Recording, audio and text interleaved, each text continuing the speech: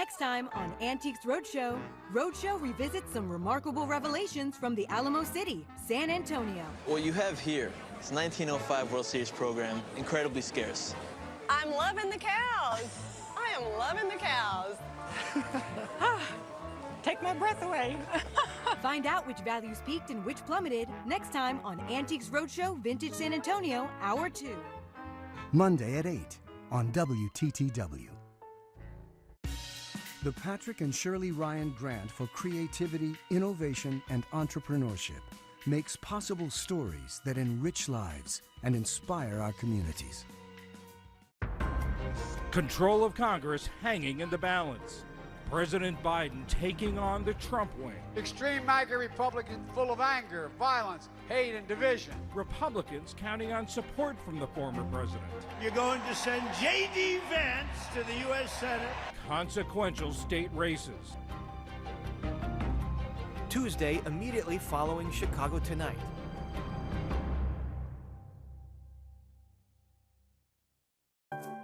Hi, I'm Samuel, and you're watching WTTW.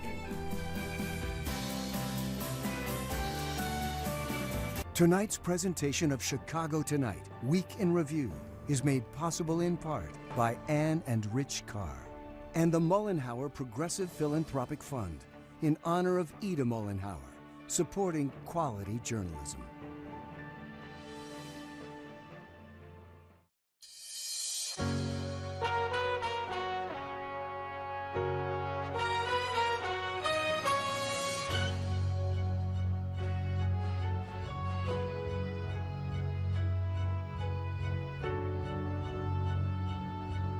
Good evening and welcome to the Week in Review. I'm Paris Schutz. We'll be joined by our Week in Review guests in just a moment, but first, some of today's top stories.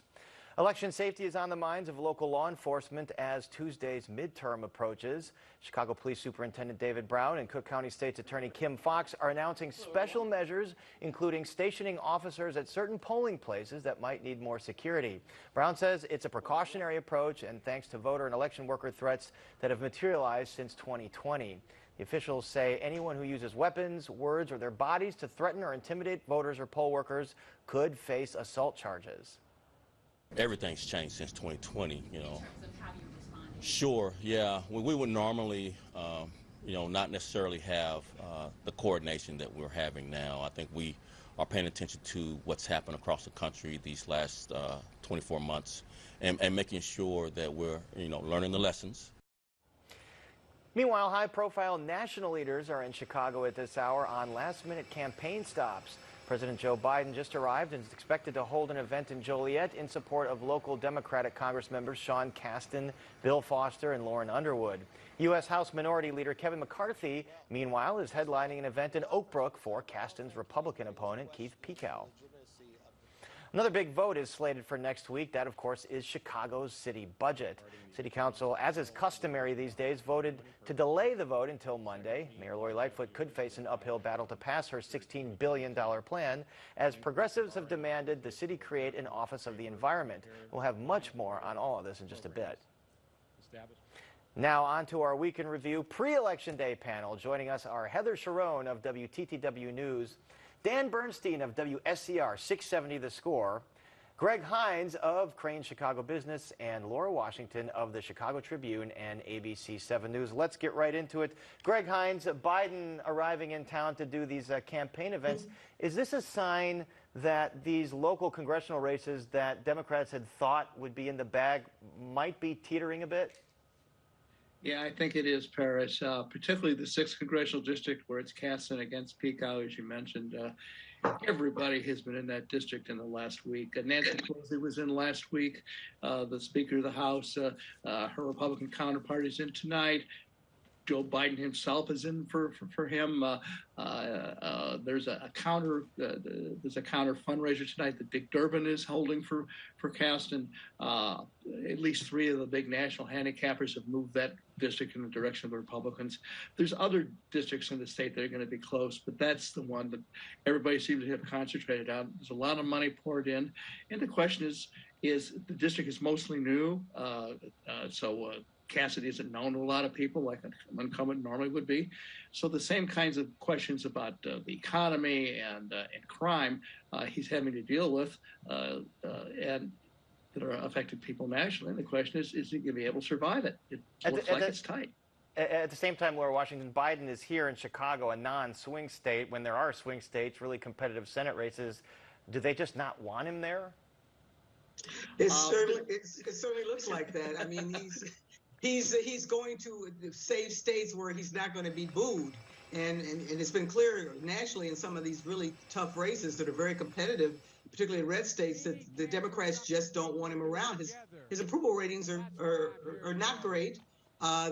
He's not as popular. There's a lot of people that are going to blame him for some of the economic woes that Greg just mentioned. And so he's going to the places where he feels he'd at least be effective at rallying the troops, pushing up turnout, getting people energized, and people that he knows are going to get out and vote and probably vote for him. It seems like Democrats are sending Obama as the closer in a lot of these races. And Dan Bernstein, I mean, the trend nationally, if you look at the polling or places like Cook Political Report, is in the Republicans' favor. Are they just better closers? Or what do you think this is about? Unfortunately, they're better at everything. The one that really makes me sad to hear is when I hear smart people talk about the repeal of Roe as just another political thing. Well, I think that we peaked too early on the whole abortion thing. And it just makes my blood boil to think something that serious, that fundamental, and what should be that tectonic of a political issue could possibly just fade, could possibly be something that could peak early. Because all the commercials you see are economy, crime. Especially after what resonated with that Kansas referendum. And what I thought, and this is not my area of expertise, but that was a wow moment for me. And I thought that politically that would be something that could absolutely be thrown back. Of you're the dog that caught the car, and now you got to figure out what to do with it. And here's this. And for it to have faded is immensely disheartening to me personally, if in fact that's what happened. And it seems like you see a lot of ads right now, Heather Sharon, on from the people who play by the rules pack that's funded by Dick Uihlein, focusing on crime. Is that message resonating, you think, in some of these Illinois races? Well, that is the $64,000 question, right? You see polling where crime is not the #1 issue, that economy and abortion outrank that. But Republicans think crime works for them in a way that's better than both of those issues, which is why we're seeing so much emphasis on that issue. Whether that's a good bet, whether it's going to pay off for the Republicans, no crystal ball here tonight, but it could. And I think the abortion is really the wild card, because we've seen huge surges in registration of female voters. And if they come out to vote, that is going to make a lot of this polling very suspect. Well, Laura Washington, did the early vote totals give you any indication of where things are going to land? Well, the early vote totals statewide are pretty much on par, maybe even a little bit ahead of what they were in the last midterm elections. In Chicago, they've been a little bit slower, although the Board of Elections is saying today that they have picked up, and they're hoping that they're going to approach the 2018 round. Excuse me, but the other interesting thing is that the Republican turnout seems to be coming later. There are fewer Republicans that are voting early, and the expectation is there are going to be maybe more Republicans coming to the polling places on Election Day, perhaps because the argument that Donald Trump and others have made over the years is that we want to make sure we protect our vote. We want to do it in person. We don't want to trust this early voting process. So there's an expectation, I think, on the part of Republicans that they're going to maybe get more of a groundswell and come in much stronger for Election Day than the Democrats. And Greg Hines, you saw Police Superintendent David Brown there talk about stepped-up security at polling places. Are there any specific threats in Illinois, in the Chicago area, or we just kind of hear these, these little instances of voter intimidation nationally? I'm not aware of any threats. If the CPD has received any direct threats, they've been quiet about it. But I mean, just look at the events of the last week. A man invades the San Francisco home of the Speaker of the U.S. House and attacks her husband, clocks him, sends him to the hospital. Another man in Chicago threatens the life of the Republican candidate for governor here, Darren Bailey. You know, that's just in 1 week. I think it's well advised for everybody to keep their eyes open and for the security guys to be particularly aware, because we live in strange times. And look at, you know, Greg, you're absolutely right. And look at the way the various parties have responded to those attacks. There are many people in the Republican Party, many people who are not Pelosi fans, who don't really believe that attack happened the way it has been reported to happen, and they've been all over social media saying that. And then you have Darren Bailey, who is accusing Governor Pritzker of fulminating division and fulminating a lot of the anger that led to the violent threats against him. So we're so divided we can't even agree on the fact that these things are bad and why they're bad and what we need to do about it. Well, it seems like Bailey and Pritzker both handled that threat this week better. Pritzker came out and condemned it. Bailey obviously condemned it a lot better than a lot of folks in the Republican Party are dealing with that Pelosi situation. And also, Heather, you know, there's this glut of text messages and mailers and there are these signs trying to suppress the black vote from this Dan Proft group. These things, dark though they may be, are they effective? Well, if they weren't effective, we wouldn't see it election after election after election, right? This is spaghetti season, as I like to call it. The campaigns are going to throw whatever against the wall and see what sticks. And that's what this is about. And as we've talked about on the show before, the Republicans see their path to the governorship as suppressing the vote in Black Chicago. And that's why you're seeing these sort of very dark messages about Governor Pritzker, and why you saw him come to the far south side today to stand with Alderman Anthony Beale, who was the center of Dan Proft's latest PAC ad. Right. This was an ad that quoted Beale criticizing Governor Pritzker. Beale saying he took that out of context. Dan Bernstein, as a Chicago voter, are you getting all these fake newspapers, all these mailers, all these text messages telling you falsely or not falsely where to go vote? We have not received any of the fake mailers. I do get the occasional text messages, but I think I've got the security features on my phone set up and my social media feeds curated well enough to keep enough of it out. But I listen to a lot of radio. I'm on the radio a lot, and I hear a lot of it. And even with some of the sporting events now, see national and regional ads. These people from Indiana that I've never heard of. Why does Gern Blanston hate Dave Schmermanson? And why does he lie about him? I said, I don't know who either person is, but why does he lie about him? Those two have been going at it forever. Oh, I know. Every time, every election cycle, right? I mean, it's just... Right. You know, Dan, if I may, you're absolutely right. I mean, on Chicago TV, you have state representative candidates airing commercials at $30,000 a pop. You know, 2% of the listening audience is in any given district, but we're still doing it. It's crazy, but the politicians and their handlers obviously figure it works. They wouldn't do it. Laura Washington, with the governor's race, most prognosticators still have this in a solid D category, but do you see any reason that the Pritzker camp should be a little bit worried about an unlikely but still possible upset? I think they're watching this closely. I suspect that they are not too worried about losing this race, but they're worried about the margin. You know, you've got an incumbent governor who's pretty popular among his Democratic Party base. He's been spending, you know, hundreds of millions of dollars on not only on his campaign, but on many other campaigns to shore up his ticket. And he should have coattails. If he comes in with a margin of less than 4 or 5%, that would send a really strong signal that perhaps he doesn't necessarily have the stability as a politician as he thought he did. Now, so I think they're not so much concerned about losing this race, but I think they want to make sure that they come in with a really comfortable margin. And Heather Sharona, race that Governor Pritzker certainly is worried about, 2 races actually, those state Supreme Court races. He's kind of getting around his own campaign ethics law that says you can't contribute more than $500,000 to a state Supreme Court candidate. He already contributed that, so his trust fund is now contributing another $500,000. Does that tell you that these 2 races are toss-ups. Well, I think they are because we don't have a lot of good polling about what's going to happen in those races, and the stakes are really high on abortion because if those two seats flip, it would be a Republican-controlled Supreme Court, and that could potentially put abortion rights in Illinois at risk. Governor Pritzker, who has pledged to make Illinois the most welcoming state for reproductive rights, cannot afford to be seen as doing anything less than pulling out all of the stops to keep those Supreme Court seats in Democratic hands. So he's certainly following perhaps the letter of the law, if not the spirit of the law, but I think politically it makes sense for him because he has tied so much of his time in office to protecting reproductive rights. Dan Bernstein, last time you were on the show, you made clear that you weren't the hugest fan of gubernatorial candidate Darren Bailey. What do you think about the chances of I mean, it's like the Bears upsetting Miami on Sunday. I mean, does Pritzker have this in the bag or not? I can't. I have not read anybody I respect who came close, even in ranges of probability, to making any reasonable prediction of a Bailey victory. So don't scare me like that.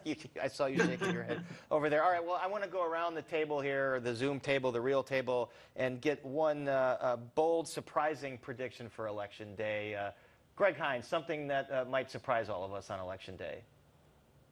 One of the little interesting things I've been following lately is kind of an underground movement among some Democratic ward committeemen and aldermen to get their people to vote no on the retention ballot for Tim Evans, the chief judge of Cook County Circuit Court. He has to come up for retention every few years like everybody else. They don't think he's been tough on crime. The Republicans were already there, and he needs 60% of the vote to win. If there's a lot of this going on, and I'm not saying that there's enough, but there is some going on, that one is worth watching. What do you think about that, Laura Washington, Chief Judge Tim Evans actually fighting to retain his seat? Well, it's not something you would expect. He is certainly not the most prominent member of the number of person on the ballot. You know, of course, the judges, people don't really even pay attention to them until they get into the polling places, except for perhaps the Supreme Court race. But I think that I was talking to Greg about this earlier. I think that, voters are confused about all the judges. They're frustrated that they go into the polling place and they have this long list. I've already voted, and my God, it just goes on and on and on. And if you're not prepared, you still feel forced to just say eeny, meeny, miny, mo. If they get a palm card or they get some other last minute information that tells them this Tim Evans guy is a bad guy and he's behind the high crime in Chicago, it might be effective. If it's not a comprehensive citywide, countywide effort, if it's just being run by maybe a handful or so of aldermen, I don't know if it would be enough to get their cause over the top. Heather Sharon, surprise we might see on Election Day, obscure race you're watching? Well, it's not obscure, but I'll be watching the Workers' Rights Amendment. The Illinois Union Powers really put the full force of their effort behind that push, and if it fails, there will be a lot of hard questions about whether union power is still as strong as it has been in Illinois. If it passes, I think they will play key roles in the 2023 municipal elections. All right, Dan Bernstein, any obscure thing you're looking at as a Chicago voter? I'm not looking at anything. You're looking at the big take. I'm not looking at anything obscure. I just want to make sure that my vote is as informed and conscientious as possible. So that's the research I'm doing now. I think we all feel that way. Let's move over to some city news. Heather Sharon, you reported yesterday about the pushback on the mayor's $16.4 billion budget. She's getting it from her left flank. She's getting it from her more central flank. Does the math add up for a victory here for her? Well, she's got to get to 26 votes. And last year, she did that by agreeing to spend tens of millions of dollars on the priorities outlined by the Progressive Caucus. That was affordable housing and mental health care. There's no such offer on the table right now. And the only thing that the Progressives have asked in this budget is that she fulfill her 2019 campaign promise to create a Department of the Environment. The mayor is refusing to do so, saying she'll create an Office of Climate Equity, but not a full department. Whether that means progressives will vote in bloc against the budget, I think, is an open question. She has this week made a play for more conservative members of the budget to vote for it, calling it pro-police budget, but there's not been any sort of indication that she could shift people like Alderman Matt O'Shea or Alderman Marty Quinn. And that's what I'm saying, Greg Hines. There's former allies here that have jumped ship, like Alderman O'Shea, like Tom Tunney. Who's left? It's a good question, Paris. This mayor has had really a lot of trouble keeping friends close to her for a long period of time. Alderman Sedlowski would be another example. Somebody was once real tight with the mayor who had said some very nasty things about her recently. I think the struggle over the budget in some ways is kind of a preview of the mayoral election to come. You've got a Lori Lightfoot who's kind of in the center, but you've got factions on the right, factions on the left. They're all fighting, and she's trying to hold it together. I suspect that in the end, she'll get her budget. Mayors have a lot of power and ability to influence voters one way or another.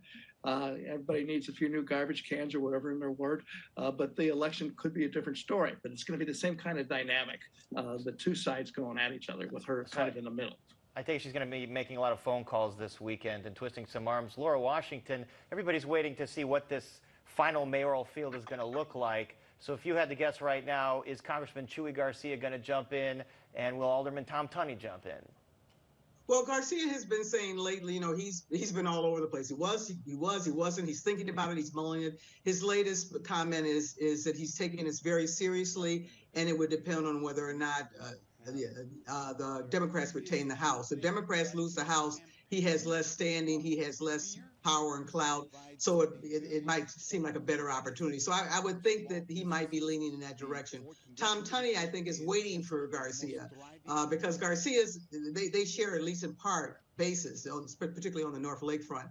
And I'm not sure if that means that Tunney won't get in if Garcia gets in, but I think everyone's sort of, stepping around each other and watching each other. But we're going to know a whole lot more within the week after the election about what that final field is going to look like. Yeah, I think a lot of those cards will fall, but, with Chuy Garcia, Heather Sharon, all these progressive groups that normally would back him have already thrown their lot in with Brandon Johnson, the Chicago Teachers Union organizer. Is Garcia going to face an uphill battle to wrest some of that support back? He sure will, because he will not have the support of Chicago Teachers Union as he did in 2015 when he forced former Mayor Rahm Emanuel into a runoff. The CTU has backed Brandon Johnson, a Cook County commissioner, and the progressive groups spent more than a year preparing for just this moment. They believe their best chance to take out Lori Lightfoot, and that's what they want to do, is to unite behind one candidate. They've decided that Brandon Johnson is that candidate. But somebody with the prominence and the name recognition like Chuy Garcia, best laid plans could all be for naught. Absolutely. All right, well, the Bears' best laid plans, Dan Bernstein, seems to be to bolster the weapons for Justin Fields. With all the moves this week, they trade their star linebacker Roquan Smith for a second-round pick. They grab Chase Claypool in exchange for their second-round pick. Did they set themselves up for future success with these moves? Well, I think so. We knew this was coming. We knew it. We knew it going into this year. You knew it looking at the salary cap. But when it actually happens, people are shocked, and the players themselves are shocked when their veteran teammates get traded. Well, Roquan Smith was saying before the season that I need to be traded, and he seemed to be shocked that they actually did it. Well, he also tried to embarrass the brand new general manager by saying, hey, I'm going to appeal above your head, and mentioning the new general manager's bosses.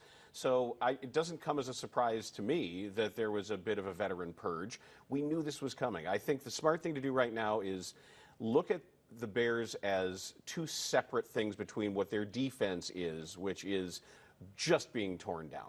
They're just awful. And anybody here on a one-year contract that wants to prove they should stick around is going to get the chance to do that and put that all on tape for all the other teams in the league, too. Offense is different. I do think the Claypool acquisition is significant in that it is an indication that they're beginning to believe that the arrow on Justin Fields' development is pointing up enough to merit an enhancement and acceleration of his development, saying, okay, kid, you look pretty good. Let's get you another target. Let's keep it going. So I would say I'd rather see the Bears lose a game 45-33 than win it 10-6. And that was the criticism from a lot of Bears fans was, they want this year to be about establishing whether or not Justin Fields really is the franchise quarterback, but they felt that the GM didn't provide him with enough weapons. So, it's better late than never, I guess. It is still early enough in the season to say that what they've seen and what they've seen with an offense that we're beginning to learn about the bones of this new run-based offense and some of what they're doing schematically it might be the start of something. I'm not. It's far from a finished product. We're far from declaring Justin Fields as the old concept of the franchise quarterback. But I'm pretty positive about what I've seen on that side of the football. Are you positive about what you've seen from new White Sox manager Pedro Grifol so far? Going out to hot dog stands, shaking hands. He's had a nice couple of days, and the whole thing has been telling us that he's not Tony La Russa, and that Tony La Russa is gone, and that the person in charge of ostensibly hiring the manager actually got to hire the manager. So Pedro Grifol's biggest success so far has been being well-spoken, upbeat, kind of a come-at-you guy with some talk of intensity and hustle and concentration and professionalism and accountability, and that he's not Tony. And I think White Sox fans were ready to embrace that. Does that mean he's going to be good at the chess match of baseball and game time decisions and substituting runners, substituting That's fielders? not that hard. It's just It seemed to be pretty hard for Tony La Russa. Because he was terrible at it. But you can look at win expectancy charts, and you can look at all kinds of matrices to tell you if pinch running in the 8th in a certain situation is going to make you more likely to win the game. That's just getting that so stuff really about right. You can establishing do by the culture is a big deal. Yeah, Being a good leader and communicator. Pulling this team together a little bit, having them know what base to throw to would be nice. Having them in proper physical condition so they don't have to sit out games because their legs are sore. Right. That would be nice. A lot of injuries last year. Maybe I'm qualified to be the White Sox Well, there were manager. fans that were like shouting out directions to Tony La Russa throughout the season, which he was like, why didn't I think of that? I got to ask you about I got to ask you about the Brooklyn Nets situation and Kyrie Irving. So they're finally suspending him for anti-Semitic statements, sharing a link to this anti-Semitic movie, and they want an apology from him before they reinstate him. Do you think they're going to get that, and the NBA is going to kind of wash their hands of all this? They got half of one, but let's be specific. The Nets suspended him. The NBA did not. The NBA has yet to rule. The glacial pace of this is maddening. When you have the NBA on TNT crew of Charles Barkley and specifically Shaquille O'Neal and then Reggie Miller after that game started, when you have them proving to be better vocal leaders on this than the actual NBA leadership, I think it tells you something. Whatever's going on right now is too damn late, and it's unfortunate. This should have been swift, and it should have been severe from anybody in a position of authority to send that message. Why isn't it? Why is the NBA dragging its heels? I don't know. I don't know why Nike's dragging their heels either.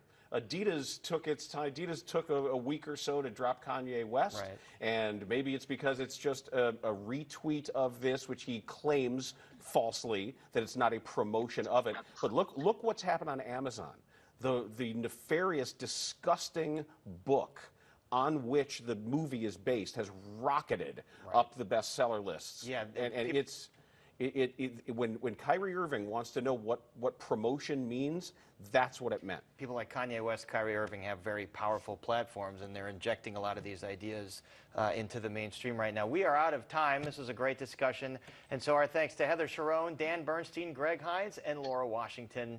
And that is our show for this Friday night. Don't forget, you can get Chicago Tonight and the Weekend Review streamed on Facebook, YouTube, and our website, WTTW.com/news. And be sure to join us tomorrow night at 6 for Chicago Tonight Latino Voices, and then immediately after that, Chicago Tonight Black Voices at 6:30. And then we're back for election week, 7 o'clock all next week. And now for the Weekend Review, I'm Paris Schutz. Thank you so much for watching. Stay healthy and safe, and have a great weekend.